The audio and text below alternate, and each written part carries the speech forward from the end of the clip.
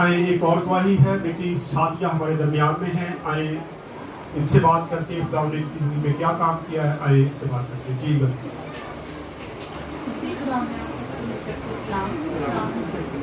जैसे कि आप में से कुछ लोग जानते होंगे कि पिछले दिनों में मुझे लकवे की शिकायत हुई और मैं चर्च में ही बैठी थी कि मुझे नहीं पता चला कि मुझे किस टाइम लकवे की शिकायत हो रही थी। मैं घर गई, मैंने देखा कि मेरा फेस जो एक साइड पे जा रहा है, तो मैं रोना शुरू हो गई। मेरे हस्बैंड ने कहा कुछ ना करो, जल्दी फ़ौरन चर्च जाओ। मैंने कहा ठीक है। मैं चाचू के पास आई, मैं बैठी, मैंने कहा चाचू मुझे ना लकवे की शिकायत हो रही है। चाचू ने मेरे फेस के ऊपर हाथ रख के दुआ की। वैसे मेरा फेस तो नहीं टेढ़ा हुआ, पर काफ़ी बेहतर हो गया।